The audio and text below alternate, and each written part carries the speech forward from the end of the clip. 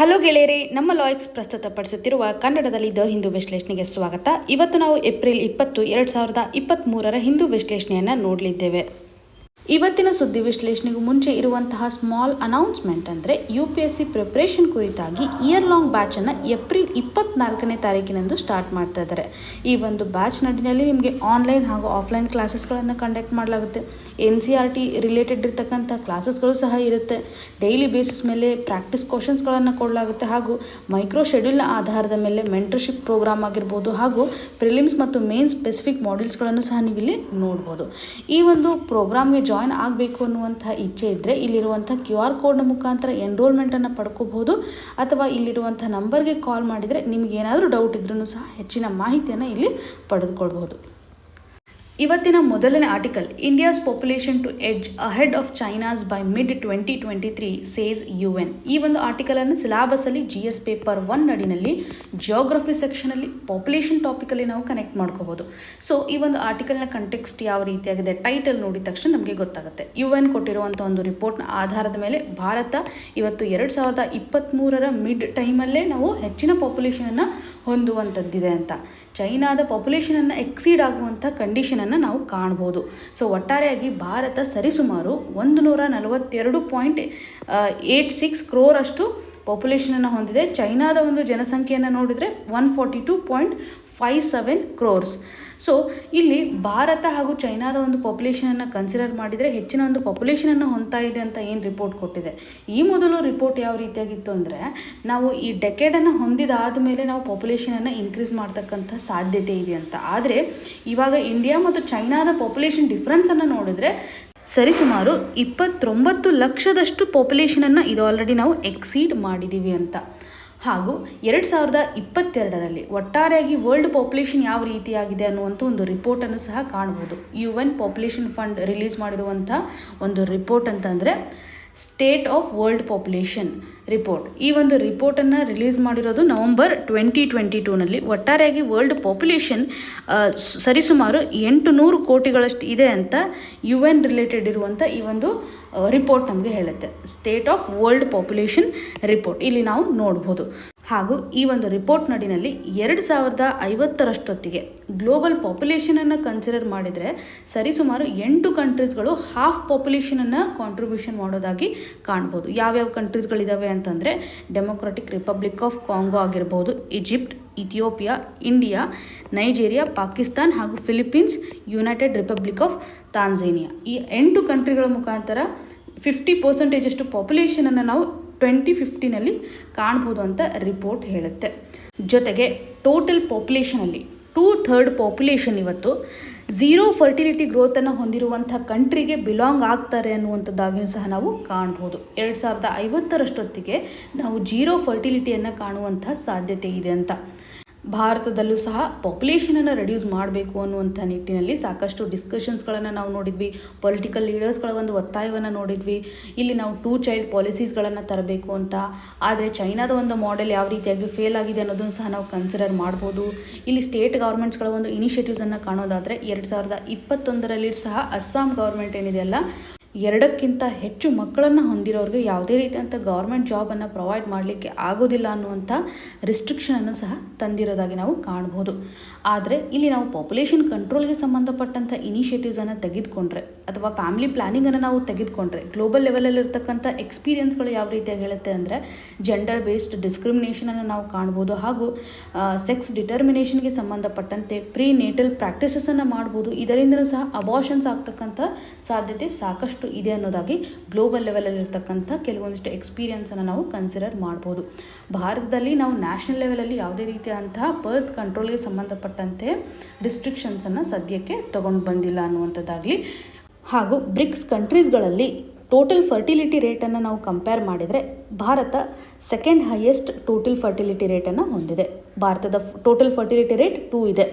So ಒಬ್ಬ ಮಹಿಳೆ ತನ್ನ ಒಂದು ರಿಪ್ರೊಡಕ್ಟಿವ್ ಏಜಲ್ಲಿ ಎಷ್ಟು ಮಕ್ಕಳಿಗೆ ಬರ್ತನ್ನು ಕೊಡಲಿಕ್ಕೆ ಸಾಧ್ಯತೆ ಇರುತ್ತೆ ಅನ್ನೋದನ್ನು ಕನ್ಸಿಡರ್ ಮಾಡ್ತಾರೆ. ಸೌತ್ ಆಫ್ರಿಕಾ ಫಸ್ಟ್ ಇದೆ, 2.3 ಕಾಣ್ಬೋದು. ಬ್ರೆಜಿಲ್ 1.6, ಚೈನಾ 1.2 ಹಾಗೂ ರಷ್ಯಾ 1.5. ಬ್ರಿಕ್ಸ್ ಕಂಟ್ರೀಸ್ಗಳ ಮಧ್ಯೆ ಇರ್ತಕ್ಕಂಥ ಒಂದು ಡಿಫ್ರೆನ್ಸನ್ನು ನಾವು ಕನ್ಸಿಡರ್ ಮಾಡ್ಬೋದು. ಕೆಲವೊಂದಿಷ್ಟು ಸರ್ತಿ ಸ್ಟೇಟ್ಮೆಂಟ್ ವೈಸ್ ಕ್ವಶನ್ಸನ್ನು ನಿಮಗೆ ಫ್ರೇಮ್ ಮಾಡಿರ್ತಾರೆ ಪ್ರಿಲಿಮ್ಸಲ್ಲಿ. ಸೊ ಇನ್ ಜನರಲ್ ಆಗಿ ನೆನ್ಪಿಟ್ಕೊಂಡ್ರೆ ಸಾಕು. ಚೈನಾದ ಟೋಟಲ್ ಫರ್ಟಿಲಿಟಿ ರೇಟನ್ನು ನಾವು ನೋಡಿದರೆ ತುಂಬ ಕಡಿಮೆ ಇದೆ, 1.2. ಇದು ನಮಗೆ ಇಂಪಾರ್ಟೆಂಟ್.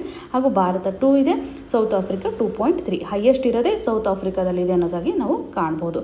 ಜೊತೆಗೆ ಬ್ರಿಕ್ಸ್ ಕಂಟ್ರೀಸ್ಗಳ ಮಧ್ಯೆ ಪಾಪ್ಯುಲೇಷನನ್ನು ಕನ್ಸಿಡರ್ ಮಾಡಿದರೆ ಭಾರತ ಹೈಯೆಸ್ಟ್ ಇದೆ, ಚೈನಾ ಸೆಕೆಂಡ್ ಹೈಯೆಸ್ಟ್ ಕಾಣ್ಬೋದು, ಬ್ರೆಜಿಲ್, ರಷ್ಯಾ ಹಾಗೂ South Africa. South Africa least ಪಾಪ್ಯುಲೇಷನನ್ನು ಹೊಂದಿದೆ, ಆದರೆ ಇದರ ಟೋಟಲ್ ಫರ್ಟಿಲಿಟಿ ರೇಟ್ ಏನಿದೆಯಲ್ಲ 2.3 ಇದೆ.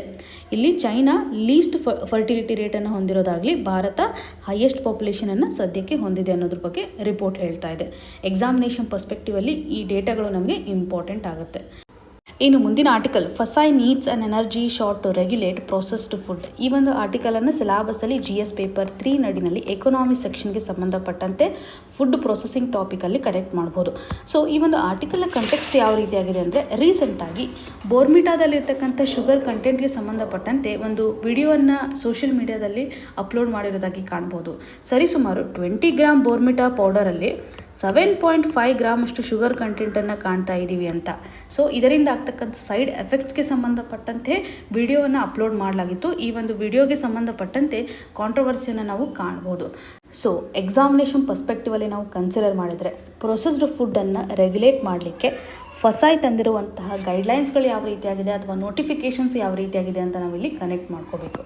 ಮೊದಲೇದಾಗಿ ಫ್ರಂಟ್ ಪ್ಯಾಕ್ ಲೇಬಲಿಂಗ್ಗೆ ಸಂಬಂಧಪಟ್ಟಂತೆ ಒಂದು ನೋಟಿಫಿಕೇಷನನ್ನು ಕಾಣ್ಬೋದು. ಇದರಲ್ಲಿ ಫ್ರಂಟ್ ಏನಿರುತ್ತಲ್ಲ, ಪ್ಯಾಕೇಜ್ನ ಫ್ರಂಟಲ್ಲಿ ಯಾವ ರೀತಿಯಾಗಿ ಕಾಂಪೊನೆಂಟ್ಸ್ಗಳಿದ್ದಾವೆ, ಫ್ಯಾಟ್ ಇರ್ಬೋದು, ಶುಗರ್ ಆಗಿರ್ಬೋದು, ಸಾಲ್ಟ್ ಕಾಂಪೊನೆಂಟ್, ಮಿನರಲ್ಸ್ಗಳು ಯಾವ ರೀತಿಯಾಗಿದೆ, ಪ್ರಾಪರ್ ಆಗಿರುವಂಥ ಒಂದು ಲೇಬಲಿಂಗನ್ನು ಫ್ರಂಟ್ ಪ್ಯಾಕಲ್ಲಿ ನಾವು ಕೊಡಬೇಕು ಅನ್ನುವಂಥದ್ದಾಗಿ.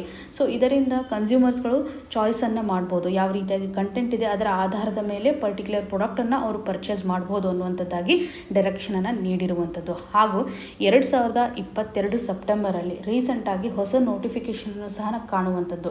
ಇಲ್ಲಿ ಇಂಡಿಯನ್ ನ್ಯೂಟ್ರಿಷನ್ ರೇಟಿಂಗ್.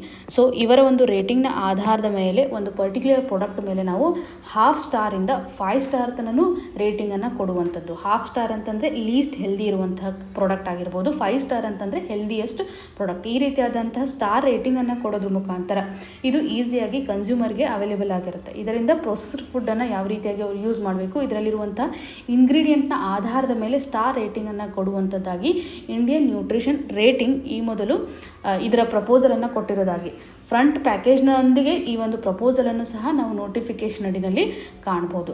ಹಾಗೂ ಈ ಮೊದಲು ಫಸಾಯ್ ಕೊಟ್ಟಿರುವಂಥ ಗೈಡ್ಲೈನ್ಸ್ನ ಆಧಾರದ ಮೇಲೆ ಶುಗರ್ ಕಂಟೆಂಟನ್ನು ನಾವು ಅವಾಯ್ಡ್ ಮಾಡ್ತಕ್ಕಂಥ ನಿಟ್ಟಿನಲ್ಲಿ ವಾರ್ನಿಂಗ್ ಲೇಬಲ್ಸ್ಗಳನ್ನು ಪ್ರೊವೈಡ್ ಮಾಡಬೇಕು. ಪ್ರಾಡಕ್ಟ್ ಮೇಲೆ ಒಂದು ಥ್ರೆಶೋಲ್ಡ್ ಲೆವೆಲನ್ನು ಸಹ ಎಂಫಸೈಸ್ ಮಾಡಿರೋ ಪ್ರಕಾರ ಸರಿಸುಮಾರು 6 ಗ್ರಾಮ್ಸ್ ಏನಾದರೂ ಪರ್ 100 ಗ್ರಾಮ್ಸ್ಗಿದ್ದರೆ ಈ ಸಂದರ್ಭದಲ್ಲಿ ವಾರ್ನಿಂಗ್ ಲೇಬಲನ್ನು ಕೊಡಬೇಕು ಅನ್ನುವಂಥದ್ದಾಗಿ ಫಸಾಯ್ ಹೇಳಿರುವಂಥದ್ದು. ಇದು ಯಾವ ರೀತಿಯಾಗಿ ಇಂಪ್ಲಿಮೆಂಟ್ ಆಗ್ತಾ ಇದೆ ಅಂತ 2020ರಲ್ಲಿ ನಾವು ಕನ್ಸಿಡರ್ ಮಾಡಿದರೆ ಸಾಕಷ್ಟು ಪ್ರಾಡಕ್ಟ್ಗಳನ್ನು ಸರಿಸುಮಾರು 1306 ಪ್ರಾಡಕ್ಟನ್ನು ಇವರು ಕನ್ಸಿಡರ್ ಮಾಡಿದರೆ ಯಾವ ಪ್ರಾಡಕ್ಟಲ್ಲೂ ಸಹ ನಾವು ಈ ರೀತಿಯಾದಂತಹ ವಾರ್ನಿಂಗ್ ಲೇಬಲ್ಸ್ಗಳನ್ನು ಕಾಣ್ತಾ ಇಲ್ಲ ಅಂತ ಫಸಾಯ್ ಹೇಳ್ತಾ ಇದೆ. ಸೊ ಹಾಗಾಗಿ ಪ್ಯಾನಲ್ ಅಗೇನ್ ಈ ಒಂದು ಥ್ರೆಶೋಲ್ಡನ್ನು ನಾವು ಇನ್ಕ್ರೀಸ್ ಮಾಡಬೇಕು. 6 ಗ್ರಾಮ್ಸ್ ಏನಿದೆಯಲ್ಲ ಪರ್ 100 ಗ್ರಾಮ್ಗೆ ಇದನ್ನು ಇನ್ಕ್ರೀಸ್ ಮಾಡ್ತಾ 6 ಟೈಮ್ಸ್ ಇನ್ಕ್ರೀಸ್ ಮಾಡಬೇಕು. 36 ಗ್ರಾಮ್ಸ್ ಪರ್ 100 ಗ್ರಾಮ್ ಏನಾದರೂ ಮಾಡಿದರೆ ಈ ಸಂದರ್ಭದಲ್ಲಿ ನಾವು ಪರ್ಟಿಕ್ಯುಲರ್ಲಿ ಒಂದು ಲೇಬಲನ್ನು ಕೊಡಬೇಕು, ವಾರ್ನಿಂಗ್ ಲೇಬಲ್ಸನ್ನು ಕೊಡಬೇಕು. ವಾರ್ನಿಂಗ್ ಲೇಬಲ್ಸನ್ನು ಕೊಡೋದ್ರ ಮುಖಾಂತರ ಕನ್ಸ್ಯೂಮರ್ಸ್ಗೂ ಸಹ ಈಸಿಯಾಗಿ ರಿಕಗ್ನೈಸ್ ಮಾಡುವಂತೆ ಅಥವಾ ಯಾವ ರೀತಿಯಾಗಿ ಶುಗರ್ ಕಂಟೆಂಟ್ ಇದೆ ಅದರ ಆಧಾರದ ಮೇಲೆ ಪರ್ಚೇಸ್ ಮಾಡಲಿಕ್ಕೆ ಸಹಕಾರಿ ಆಗುತ್ತೆ ಅನ್ನುವಂಥ ನಿಟ್ಟಿನಲ್ಲಿ FSSAI ಇನ್ಸ್ಟ್ರಕ್ಷನನ್ನು ಕೊಟ್ಟಿರೋದಾಗಿ. So present ಕಂಟೆಕ್ಸ್ಟಲ್ಲಿ recent notification ಅಂತಂದರೆ 2022ರಲ್ಲಿ ಸ್ಟಾರ್ ರೇಟಿಂಗ್ಗೆ ಸಂಬಂಧಪಟ್ಟಂತೆ ಅಪ್ಡೇಷನ್ಸನ್ನು ನಾವು ಕಾಣ್ಬೋದು. ಸೊ ಅಗೇನ್ ಈ ಒಂದು ಸಿಚುವೇಶನ್ಸನ್ನು ಅನಲೈಸ್ ಮಾಡ್ತಾ ಮತ್ತೆ ಯಾವ ರೀತಿಯಂಥ ನೋಟಿಫಿಕೇಷನ್ಸನ್ನು ತರುತ್ತೆ ಅಥವಾ ಯಾವ ರೀತಿಯಾಗಿ ರೆಗ್ಯುಲೇಟ್ ಮಾಡುತ್ತೆ ಅಂತ ನಾವು ಮುಂದಿನ ದಿನಗಳಲ್ಲಿ ಅಪ್ಡೇಟನ್ನು ಪಡೆದುಕೊಳ್ಬೋದು. ಪ್ರೆಸೆಂಟ್ ಕಂಡೀಷನಲ್ಲಿ ಇಷ್ಟು ಇನ್ಫಾರ್ಮೇಷನ್ಸನ್ನು ನಾವು ಈ ಒಂದು ಆರ್ಟಿಕಲಿಂದ ಕನೆಕ್ಟ್ ಮಾಡ್ಕೋಬೋದು. ಇನ್ನು ಮುಂದಿನ article, union cabinet gives nod for ₹6,003 crore quantum mission. ಈ ಒಂದು ಆರ್ಟಿಕಲನ್ನು ಸಿಲೆಬಸಲ್ಲಿ GS ಪೇಪರ್ 3 ನಡಿನಲ್ಲಿ ಸೈನ್ಸ್ ಆ್ಯಂಡ್ ಟೆಕ್ನಾಲಜಿ ಸೆಕ್ಷನಲ್ಲಿ ಕನೆಕ್ಟ್ ಮಾಡ್ಕೋಬೋದು. ಸೊ ಈ ಒಂದು ಆರ್ಟಿಕಲ್ನ ಕಂಟೆಕ್ಸ್ಟ್ ಯಾವ ರೀತಿಯಾಗಿದೆ, ನ್ಯಾಷನಲ್ ಕ್ವಾಂಟಮ್ ಮಿಷನನ್ನು ಯೂನಿಯನ್ ಕ್ಯಾಬಿನೆಟ್ ಅಪ್ರೂವ್ ಮಾಡಿದೆ. ಇದಕ್ಕೆ ಸಂಬಂಧಪಟ್ಟಂಥ ಅಲೋಕೇಶನ್ಸನ್ನು ನಾವಿಲ್ಲಿ ಕಾಣ್ಬೋದು.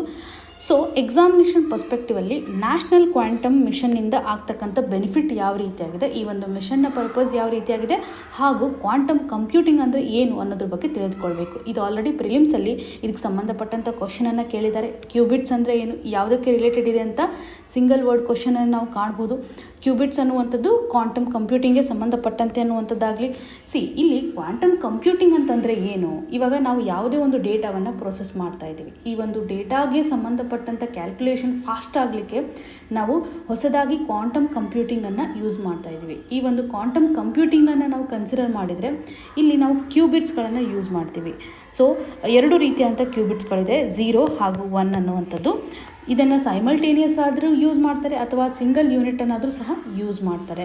ಸೊ ಕ್ಯೂಬಿಟ್ಸ್ಗಳನ್ನು ಯೂಸ್ ಮಾಡೋದ್ರ ಮುಖಾಂತರ ಟ್ರೆಡಿಷ್ನಲ್ ಕಂಪ್ಯೂಟಿಂಗ್ ಯಾವ ರೀತಿಯಾಗಿ ನಾವು ಮಾಡ್ತೀವಲ್ಲ ಅದಕ್ಕಿಂತ ಫಾಸ್ಟರ್ ಆಗಿರ್ತಕ್ಕಂಥ ಒಂದು ಕ್ಯಾಲ್ಕುಲೇಷನನ್ನು ಕ್ವಾಂಟಮ್ ಕಂಪ್ಯೂಟಿಂಗ್ ಇವತ್ತು ಮಾಡುತ್ತೆ. ಸೊ ಲಾರ್ಜ್ ಸ್ಕೇಲಲ್ಲಿರ್ತಕ್ಕಂತಹ ಡೇಟಾವನ್ನು ಪ್ರೊಸೆಸ್ ಮಾಡಲಿಕ್ಕೆ, ಕಾಂಪ್ಲೆಕ್ಸ್ ಆಗಿರುವಂತಹ ಡೇಟಾಗೆ ಸಂಬಂಧಪಟ್ಟಂತೆ ಕಂಪ್ಯೂಟಿಂಗ್ ಮಾಡಲಿಕ್ಕೆ ಇದು ಸಹಕಾರಿಯಾಗಿದೆ. ರಿಸರ್ಚ್ ಸೆಕ್ಟರಲ್ಲಿ ಇದು ಸಾಕಷ್ಟು ಬೆನಿಫಿಟನ್ನು ತರುತ್ತೆ.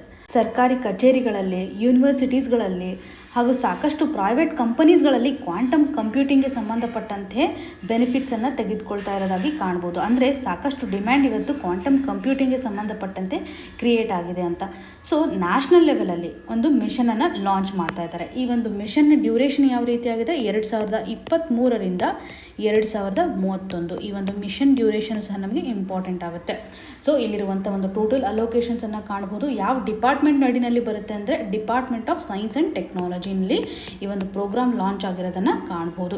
ಸೊ ಇಲ್ಲಿ ಸ್ಪೆಸಿಫಿಕಲಿ ಫೋಕಸ್ ಯಾವ ರೀತಿಯಾಗಿದೆ ಅಂತಂದರೆ ಫಿಸಿಕಲ್ ಬೇಸ್ಡ್ ಅಥವಾ ಫಿಸಿಕಲ್ ಕ್ಯೂಬಿಟ್ ಬೇಸ್ಡ್ ಕ್ವಾಂಟಮ್ ಕಂಪ್ಯೂಟರ್ಸ್ಗಳ ಒಂದು ಡೆವಲಪ್ಮೆಂಟನ್ನು ಮಾಡುವಂಥದ್ದು. ಇದರಿಂದ ಯಾವ ರೀತಿಯಾದಂಥ ಬೆನಿಫಿಟ್ಸನ್ನು ನಾವು ಕಾಣ್ಬೋದು, ಹೆಲ್ತ್ ಕೇರ್ ಸೆಕ್ಟರ್ಸಲ್ಲಿ ಬೆನಿಫಿಟನ್ನು ಕಾಣುವಂಥದ್ದಾಗಲಿ, ಡಿಫೆನ್ಸ್ ಸೆಕ್ಟರಲ್ಲಿ ಆಗಿರ್ಬೋದು, ಎನರ್ಜಿ ಸೆಕ್ಟರಲ್ಲಿ ಇರ್ಬೋದು, ಡೇಟಾ ಸೆಕ್ಯೂರಿಟಿಗೆ ಸಂಬಂಧಪಟ್ಟಂತೆಯೂ ಸಹ ಇದು ಸಹಕಾರಿಯಾಗುತ್ತೆ. ಹಾಗೂ ಡಯಾಗ್ನೋಸ್ಟಿಕ್ಸ್ ಸೆಕ್ಟರಲ್ಲೂ ಸಹ ಇದು ಸಹಕಾರಿಯಾಗುತ್ತೆ, ಸ್ಪೆಸಿಫಿಕಲಿ ಹೆಲ್ತ್ ಸೆಕ್ಟರ್ಗೆ ಸಂಬಂಧಪಟ್ಟಂತೆ. ಸೊ ಕ್ವಾಂಟಮ್ ಮಿಷನ್ ನಡಿನಲ್ಲಿ ಥಿಮ್ಯಾಟಿಕ್ನ ಆಧಾರದ ಮೇಲೆ ಅಥವಾ ಥೀಮ್ಸ್ಗಳ ಆಧಾರದ ಮೇಲೆ ರಿಸರ್ಚನ್ನು ಮಾಡಬೇಕು ಅನ್ನುವಂಥದ್ದಾಗಿ ಡೆವಲಪ್ಮೆಂಟ್ ಆ್ಯಕ್ಟಿವಿಟೀಸ್ಗಳನ್ನು ಮಾಡಲಿಕ್ಕೆ 4 ರೀತಿಯಾದಂತಹ ಬ್ರಾಡ್ ಥೀಮನ್ನು ಇವರು ಕನ್ಸಿಡರ್ ಮಾಡಿದ್ದಾರೆ. ಕ್ವಾಂಟಮ್ ಕಂಪ್ಯೂಟಿಂಗ್, ಕ್ವಾಂಟಮ್ ಕಮ್ಯುನಿಕೇಷನ್ ಹಾಗೂ ಕ್ವಾಂಟಮ್ ಸೆನ್ಸಿಂಗ್ ಮತ್ತು ಮೆಟೀರಿಯಾಲಜಿ, ಇನ್ನು ಕ್ವಾಂಟಮ್ ಮಟೀರಿಯಲ್ ಆ್ಯಂಡ್ ಡಿವೈಸಸ್ ಅಂತ 4 ರೀತಿಯಾದಂಥ ಥೀಮ್ಸ್ಗಳ ಆಧಾರದ ಮೇಲೆ ಡೆವಲಪ್ಮೆಂಟ್ ಮಾಡಲಿಕ್ಕೆ. ಸೊ ಒಟ್ಟಾರೆಯಾಗಿ ಈ ಒಂದು ಎಫರ್ಟ್ಸ್ ಏನಿದೆಯಲ್ಲ ಟೆಕ್ನಾಲಜಿಕಲಿ ನಾವು ಇವತ್ತು ಡೆವಲಪ್ ಆಗಬೇಕು ಅನ್ನುವಂಥ ನಿಟ್ಟಿನಲ್ಲಿ. ಫಾರ್ ಎಕ್ಸಾಂಪಲ್ ಇವಾಗ ಕಮ್ಯುನಿಕೇಷನ್ಗೆ ಸಂಬಂಧಪಟ್ಟಂತೆ ಇವರು ಕೊಟ್ಟಿರುವಂಥ ಒಂದು ಫೋಕಸನ್ನು ಕನ್ಸಿಡರ್ ಮಾಡಿದರೆ ಯಾವ ರೀತಿಯಾಗಿ ಇವತ್ತು ಸೆಟಲೈಟ್ಸ್ಗಳ ಒಂದು ಸಿಗ್ನಲ್ಸ್ಗಳನ್ನು ನಾವು ರಿಸೀವ್ ಮಾಡ್ತಾ ಇದ್ದೀವಿ.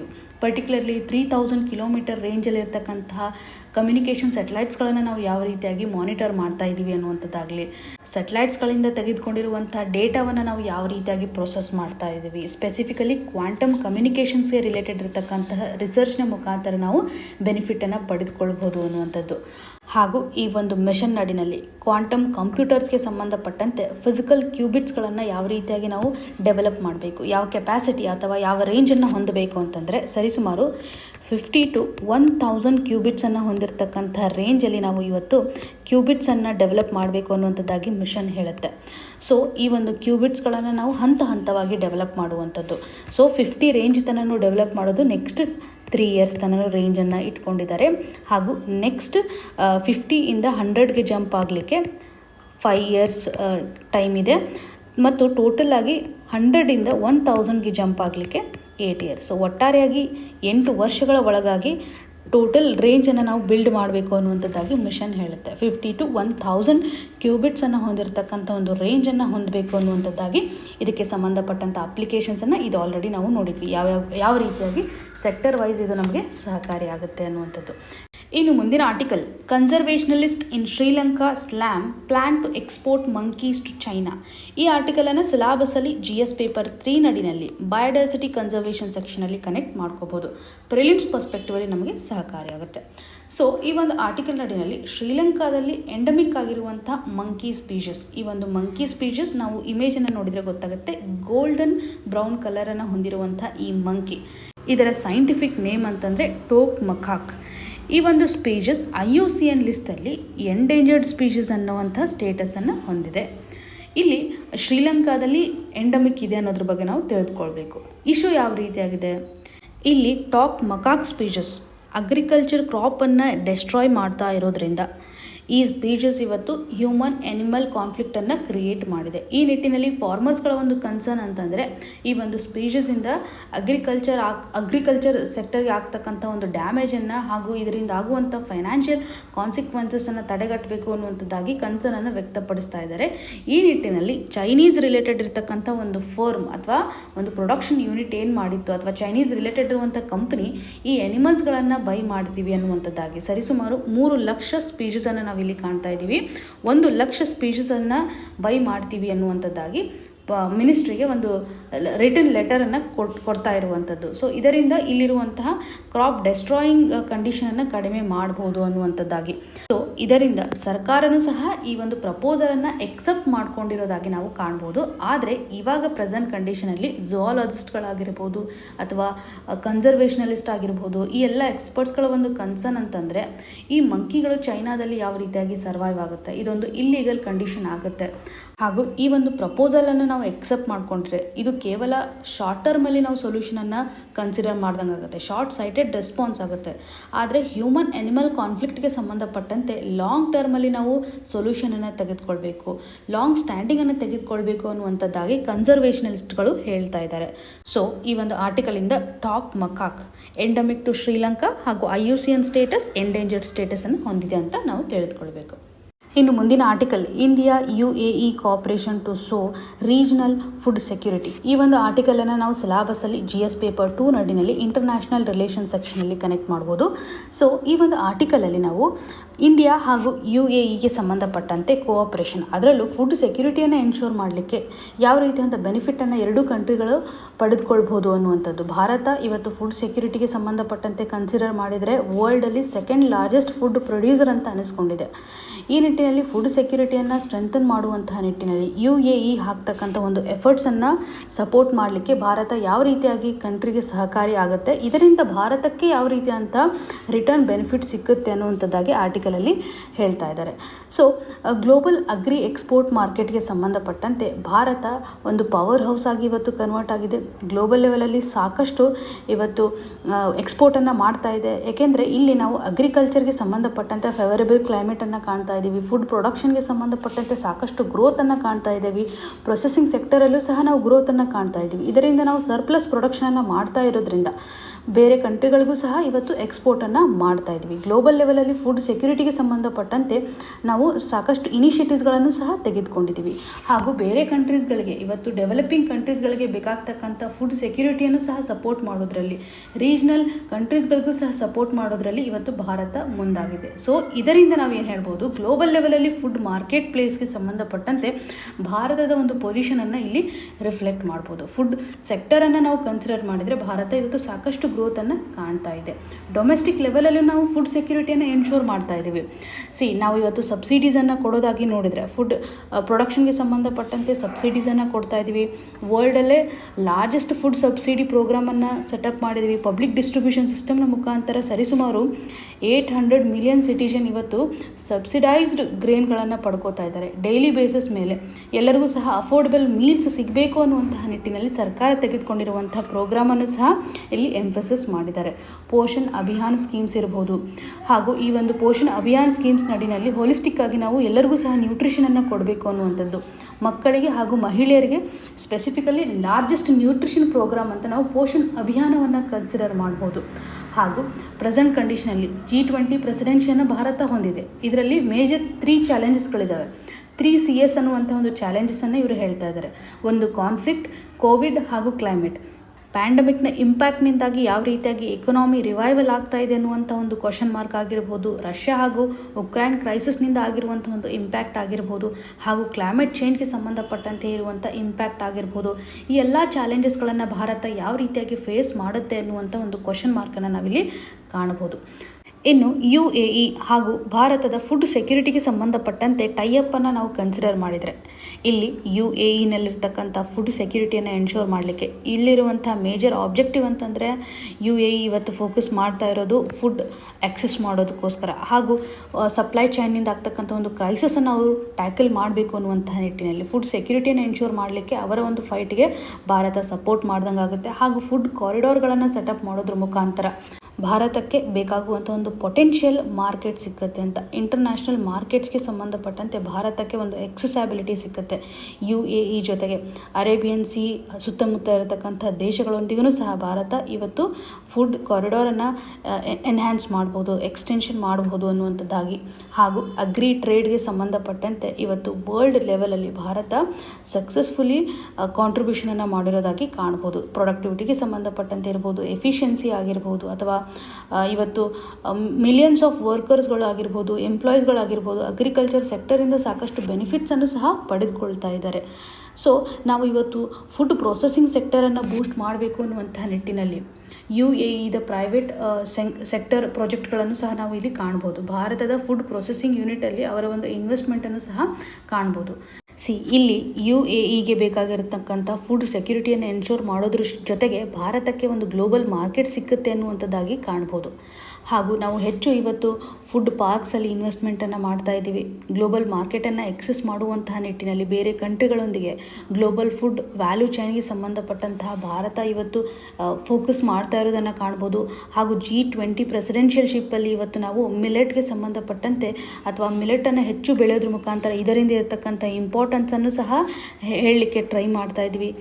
ಹಾಗೂ ಇದಕ್ಕೆ ರಿಲೇಟೆಡ್ ಇರತಕ್ಕಂಥ ಇನ್ಫ್ರಾಸ್ಟ್ರಕ್ಚರ್ಗಳನ್ನು ಸಹ ನಾವು ಇವತ್ತು ಫೋಕಸ್ ಮಾಡ್ತಾ ಇದ್ವಿ. ಸರಿಸುಮಾರು $7 ಬಿಲಿಯನ್ನಷ್ಟು ಮೆಗಾ ಫುಡ್ ಪಾರ್ಕಲ್ಲಿ UAE ಬೇಸ್ಡ್ ಎಂಟಿಟೀಸ್ಗಳು ಇನ್ವೆಸ್ಟ್ಮೆಂಟ್ ಮಾಡಿರೋದನ್ನು ಸಹ ನಾವಿಲ್ಲಿ ಕಾಣ್ಬೋದು. ಸೊ ಅವರ ಒಂದು ಕಾಂಟ್ರಿಬ್ಯೂಷನ್ ಆಗಿರ್ಬೋದು.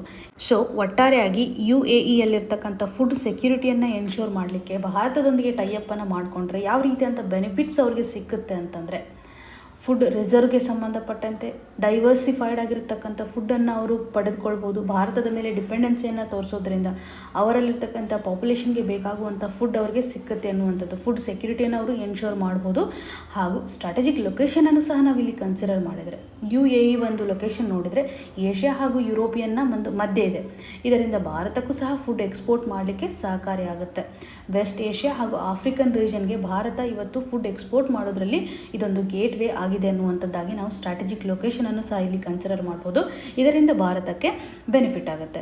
ಇನ್ನು ಇನ್ವೆಸ್ಟ್ಮೆಂಟ್ ಅಪಾರ್ಚುನಿಟೀಸ್ಗಳು ಸಿಕ್ಕತ್ತೆ. ಭಾರತದಲ್ಲಿ ಸಾಕಷ್ಟು ಇನ್ವೆಸ್ಟ್ಮೆಂಟನ್ನು ಅವರು ಮಾಡ್ಬೋದು. ಸ್ಪೆಸಿಫಿಕಲಿ ಅಗ್ರಿಕಲ್ಚರ್ ಸೆಕ್ಟರ್ ಆಗಿರ್ಬೋದು ಅಥವಾ ಮೆಗಾ ಫುಡ್ ಪಾರ್ಕ್ಗೆ ಸಂಬಂಧಪಟ್ಟಂತೆ, ಕಾಂಟ್ರಾಕ್ಟ್ ಫಾರ್ಮಿಂಗ್ ಆಗಿರ್ಬೋದು, ಅಗ್ರಿ ಕಮೋಡಿಟೀಸ್ಗೆ ಸಂಬಂಧಪಟ್ಟಂತೆ ಆಗಿರ್ಬೋದು. ಈ ಒಂದು ಬಯಲ್ಯಾಟ್ರಲ್ ಟೈಸ್ನಿಂದಾಗಿ ಎರಡೂ ಕಂಟ್ರಿಗಳಿಗೆ ಯಾವ ರೀತಿ ಅಂತ ಬೆನಿಫಿಟ್ ಇದೆ. UAE ಇವತ್ತು ಭಾರತದಲ್ಲಿ ಇನ್ಫ್ರಾಸ್ಟ್ರಕ್ಚರ್ ಕೆಪಾಬಿಲಿಟೀಸ್ಗಳನ್ನು ಇನ್ಕ್ರೀಸ್ ಮಾಡ್ಬೋದು. ಇದರಿಂದ ಭಾರತಕ್ಕೆ ಬೆನಿಫಿಟ್ ಆಗುತ್ತೆ. ಅಗ್ರಿಕಲ್ಚರ್ ಪ್ರಾಡಕ್ಟನ್ನು ಇನ್ನೂ ಜಾಸ್ತಿ ಮಾಡ್ಬೋದು. ಗ್ಲೋಬಲ್ ಲೆವೆಲಲ್ಲಿ ಇರ್ತಕ್ಕಂಥ ಮಾರ್ಕೆಟನ್ನು ಎಕ್ಸೆಸ್ ಮಾಡಲಿಕ್ಕೆ ಅಥವಾ ಗ್ಲೋಬಲ್ ಫುಡ್ ವ್ಯಾಲ್ಯೂ ಚೈನನ್ನು ಎನ್ಹ್ಯಾನ್ಸ್ ಮಾಡಲಿಕ್ಕೆ, ಡೈವರ್ಸಿಫೈ ಮಾಡಲಿಕ್ಕೆ ಭಾರತಕ್ಕೆ ಬೆನಿಫಿಟ್ ಆಗುತ್ತೆ. ಹಾಗೂ UAEನೂ ಸಹ ಭಾರತದಲ್ಲಿ ತಯಾರಾಗಿರ್ತಕ್ಕಂಥ ಅಗ್ರಿಕಲ್ಚರ್ ಪ್ರಾಡಕ್ಟ್ ಮೇಲೆ ಹೆಚ್ಚಿನ ಒಂದು ಎಕ್ಸೆಸಬಿಲಿಟಿಯನ್ನು ಹೊಂದಿರುತ್ತೆ. ಇದರಿಂದಾಗಿ ಅವರ ದೇಶದಲ್ಲಿರ್ತಕ್ಕಂಥ ಫುಡ್ ಸೆಕ್ಯೂರಿಟಿಯನ್ನು ಸಹ ಎನ್ಶೋರ್ ಮಾಡ್ಬೋದು. ಈ ಒಂದು ಆರ್ಟಿಕಲ್ ನಮಗೆ ಮೇನ್ಸ್ ಪರ್ಸ್ಪೆಕ್ಟಿವಲ್ಲಿ ತುಂಬ ಇಂಪಾರ್ಟೆಂಟ್ಲಿ ಹೆಲ್ಪ್ ಆಗುತ್ತೆ. ಫುಡ್ ಸೆಕ್ಯೂರಿಟಿಗೆ ಸಂಬಂಧಪಟ್ಟಂತೆ ಭಾರತದ ಕಾಂಟ್ರಿಬ್ಯೂಷನ್ ಯಾವ ರೀತಿಯಾಗಿದೆ ಹಾಗೂ ಬಯಲ್ಯಾಟ್ರಲ್ ರಿಲೇಷನ್ ಮುಖಾಂತರ ಹೇಗೆ ಕಂಟ್ರೀಸ್ಗಳಿಗೆ ಬೆನಿಫಿಟ್ ಆಗುತ್ತೆ ಅನ್ನೋದ್ರ ಬಗ್ಗೆ ನಾವು ಈ ಒಂದು ಆರ್ಟಿಕಲಿಂದ ಕನ್ಸಿಡರ್ ಮಾಡ್ಬೋದು. ಇವತ್ತಿನ question of the day section ಅಡಿನಲ್ಲಿ ಸೆಡಿಮೆಂಟರಿ ರಾಕ್ಸ್ಗೆ ಸಂಬಂಧಪಟ್ಟಂತೆ ಪ್ರೀವಿಯಸ್ ಇಯರಲ್ಲಿ ಕೇಳಿರುವಂಥ ಕ್ವಶನನ್ನು ಕೊಡಲಾಗಿದೆ. ಯಾವ ರೀತಿಯಾಗಿ ಕ್ವಶನನ್ನು ಕೇಳಿದ್ದಾರೆ, 2 ಸ್ಟೇಟ್ಮೆಂಟ್ಸ್ಗಳು ಸೆಡಿಮೆಂಟರಿ ರಾಕ್ಸ್ಗಳ ಒಂದು ಫಾರ್ಮೇಷನ್ನ ಆಧಾರದ ಮೇಲಿದೆ. ಇನ್ನು 2 ಕ್ವಶನ್ಸ್ಗಳೇನಿದೆ ಅಲ್ಲ ಯಾವ ರೀತಿಯಾಗಿದೆ ಅಥವಾ ಇದರ ಒಂದು ಫೀಚರ್ಸ್ಗಳು ಯಾವ ರೀತಿಯಾಗಿದೆ ಅನ್ನೋದ್ರ ಮೇಲೆ ಕೇಳಿದ್ದಾರೆ.